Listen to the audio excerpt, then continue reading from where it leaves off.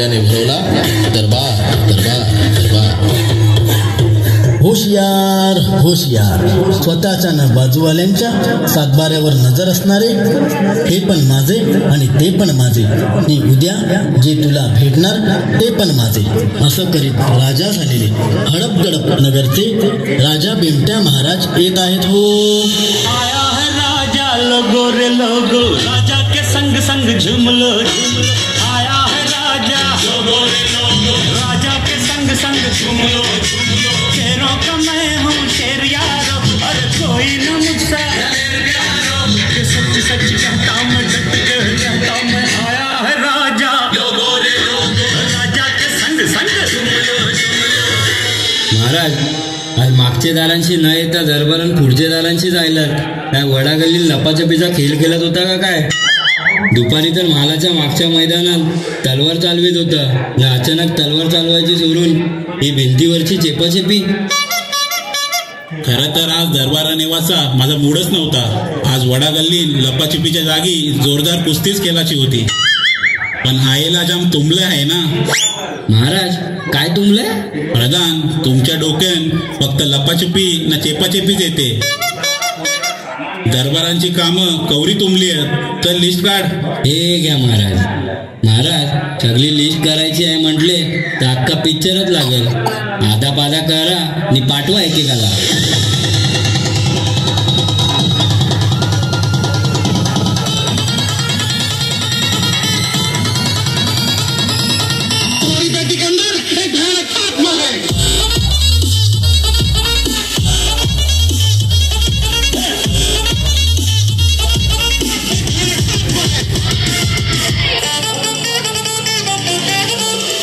कसली डेंजर समस्या. आज दुपारी तर तुला स्मशानात जाळून आलो ना रे. प्रधान, हा जो कोण आत्मा आयला आहे कोण आहे यो? न यालाच जाळला ना का मागे महामारी आलेली तेव्हा आदा पादा करून आपण माणसं जाळली, तोच प्रकार नाही ना जायला परत. महाराज, यो आपला शिपाई आहे. कोणीतरी याच्या घराचं काम थांबवलं न त्याच टेन्शन मध्ये हार्ट फेल होऊन गेला. याने केलेली लफरी बायकोसला कळू नये म्हणून व्हॉट्सअप डिलीट करायला आयला वाटतं. महाराज, छातीन दुखलं तेव्हाच व्हॉट्सअप डिलीट मारला मी, पण जलता जलता रांडेचं मी स्मशानाचं पण काम थांबवलं. अर्धाच जळून दिलं बघा. एक हात जळला न एक पाय जळला. पण तुझे दोन्ही पाय तर ओके दिसतात आहे ना. समजून जावा आता त्यांचा पाय जळलाय तो. रांडेच्याने जिवंत असताना घर पण बांधून दिला नाही न मेल्यावर सुखानं जलू पण दिला नाही. महाराज, आता तुम्हीच म्हणा झाला असं, पण आता मे नवय झाल्यावर आत्मा म्हणून तरी काय फायदा. प्रधान, स्मशानाचे काम पुन्हा सुरू करायची ऑर्डर द्या. आपण जनतेला सुखाने जगू देत नाही, पण मरायला तर दिले पाहिजे ना. पोचवायला स्मशानात आणि पुढची विकेट पडायच्या काम पूर्ण करून घ्या. महाराज, दुसरी समस्या याच्यापेक्षा पण डेंजर आहे. याच्यापेक्षा पण डेंजर? प्रधान, आज आमची मारायचीच ठरवली वाटतं तुम्ही. बोलवा आज. मी तर काय बोलूनच बसलोय. दरबार हो दरबार.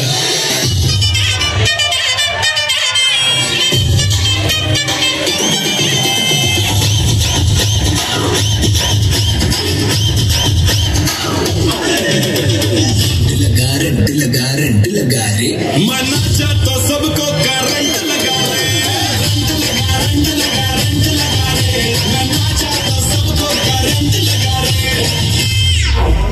प्रधान, आवरे बेकार विषय कणाला घेतले? या डेंजर विषयाने मीच गचकन जावाचो. अजून स्मशान पण पूर्ण झालं नाही.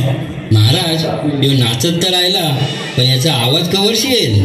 प्रधान, तुम्ही पाहताय तवर्षी माझ्या घुसवतान लाईटीच्या वायरी. बघा काय अवस्था झाली माझी. रोज रातचे कोण पण कसं पण घुसवतान आणि सकाळचे परत काढतान. किती वर्ष झाली ऐसच सुरू आहे. नुसती काढ घाल. नेमकं काय घुसवलं न काय काढलं ते नीट सांगशील का? महाराज, माझ्या मेन वायरींपेक्षा बाहेरच्या वायरींचाच गुंता कवरा झालाय.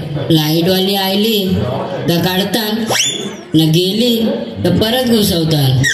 या काढगालेन माझी चालन करून ठेवली. आणि महाराज, तुमचे राज्यात सण किंवा उत्सव आला की तुम्ही पण माझ्यातच वायर टाकता. प्रधानजी, हे काढगाल थांबवा आधी, नाहीतर जे बिल भरताना त्यांना डबल चार्ज मारा. राज्याला नुकसान नाही झालं पाहिजे. आणि सणाच्या वेळी कोणी घरातनं लाईट दिली तर आम्ही पण नाही घुसवणार आणि एक दिवशी आम्ही सगळ्यांनाच माफ करतो. प्रधानजी, पुढचा बोलवा ना, आमच्यावर उडणारा नको. महाराज, पुढचा उडणारा नाही, झोप उडवणारी येते.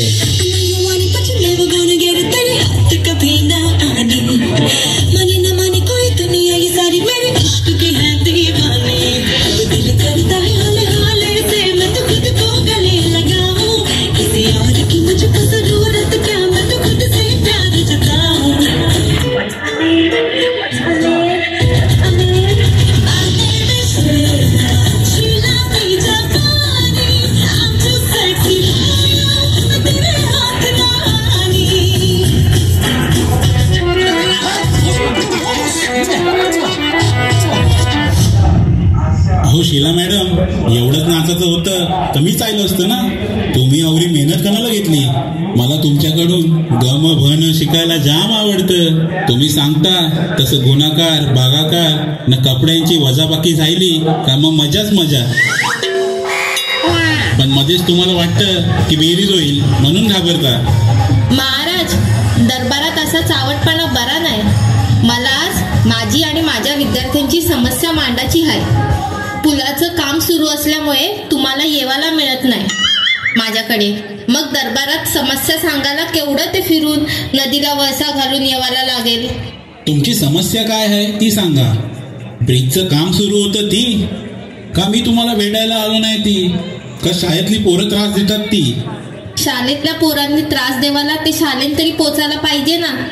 पुलाचं काम सुरू होता तर पोरात शाळेत नाही आली ना. आज ब्रिज सुरू झालाय तर बघा वानरसेनाच बनून आली. हीच तर समस्या आहे ना. बघाच आता. या रे पोरांनो.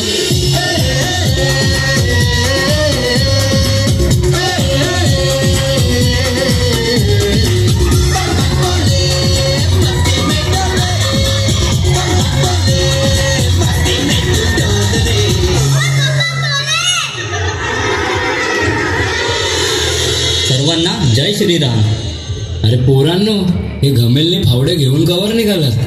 महाराज, 3 महिने झाले आपल्या राज्याच्या पलीकडे जाणाऱ्या नदीवरच्या पुलाचं काम सुरू आहे ना. आमची शाळा पण पलीकडेच आहे. नदीत मगरीची नुसती ये जा न पूल पण बंद. शाळेत कैसे जाणार आम्ही? अख्ख्या नदीला वलसा मारून जावायला लागते. अरे तुम्ही वानरसेना बनून काय आले? पण रामायणात वानरसेनेने 5 दिवसात रामसेतू बांधला होता. म्हणून आज आम्ही त्यांचा आदर्श घेऊन चाललो पूल नीट करायला. पोरांनो, जावा आता तुम्ही. आणि ब्रिजचं काय आहे ते मी बघतोच. शिलाबाई, तुम्ही पण जावा आता. येतो उद्या रातचे गुणाकार भागाकार न वजाबाकी करायला.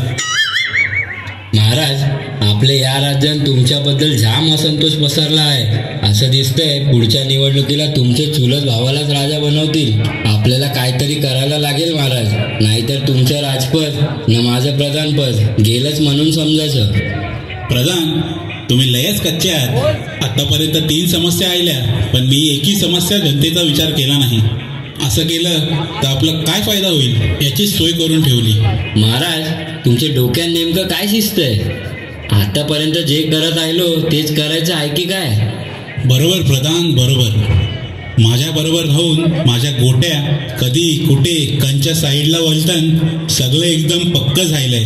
आपण तेच करायचं आहे. आपल्या राज्यात जो समाज मोठ्या प्रमाणावर आहे त्याच्या लीडरला कोपच्यान घेऊन त्याला सांगा समाजाची सगळी मागणी मांड आणि ती मागणी मांडताना माझी पार आई बहीण काढ.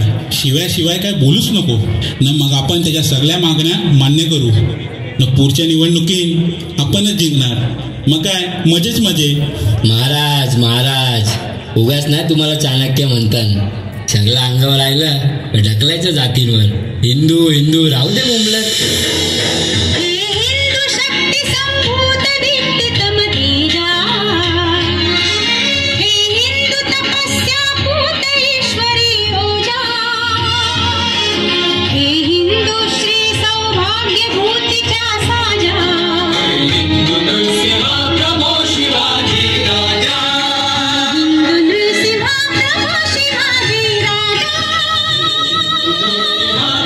शिवाजी राजा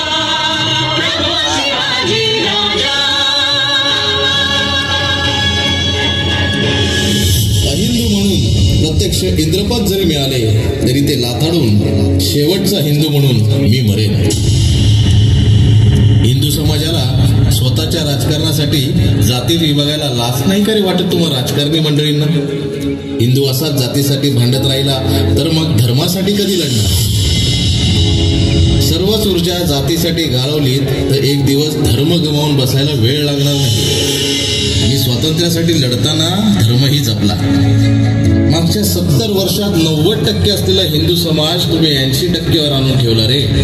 कोण नास्तिक म्हणून मिरवू लागलं तर कोण मुठभर पैशासाठी परकीय धर्माचं पालन करून लागलं. आणि जो समाज आजही हिंदू धर्माचे परंपरांचे पालन करतो तो त्याला तुमच्यासारखे राजकारणी जातीत विभागून स्वतः मजा करत आहेत.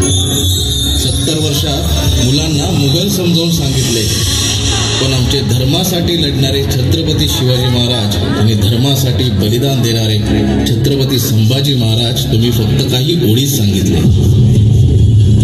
हजारो वर्षांपासून हिंदू धर्मावर आक्रमण झाली, पण हिंदू धर्म संपला नाही. ही शेखी कुठपर्यंत मिरवायची? 80%वरून हिंदू 50%वर जाईपर्यंत? मुळात आपला हिंदू धर्म हा धर्मांधता सांगतच नाही, कारण धर्मांधता धर्माला संपवायला नाहीतर बदनाम करायला कारणीभूत असते. हिंदू सहिष्णू आहे म्हणून भारत धर्मनिरपेक्ष राष्ट्र म्हणून जगभरात मिरवतो. तुम्ही राजकारणी जोवर हिंदू समाजाला जातीमध्ये वाटणार तोवर हा विनायक दामोदर सावरकर आणि त्याचे विचार असेच धगधगत राहणार आणि तुम्हा राजकारण्यांना धडा शिकवणार. आणि येथे जमलेल्या माझ्या सर्व आया बहिणींना विनंती आहे, क्रिसमसला मुलांना लाल टोप्या घालून मिरवता आमची काही हरकत नाही, पण गुढीपाडव्याला शिवजयंतीला त्याच मुलांना भगवा फेटा घालून मिरवायला विसरू नका. धर्म जपण्यापेक्षा त्यांना तो धर्म राखायला शिकवा, कारण देहाकडून देवाकडे जाताना मध्ये देश लागतो आणि त्या देशाचे आपण देणे लागतो. तर माझ्या भांडुपकर मायबाप हो, आपल्या सोंगांच्या प्रथेप्रमाणे लग्न तर लागलंच पाहिजे, पण आज आपल्या सोंगात जगातली सर्वोत्तम जोडी येणार आहे. जय श्रीराम, जयस्तु हिंदुत्व.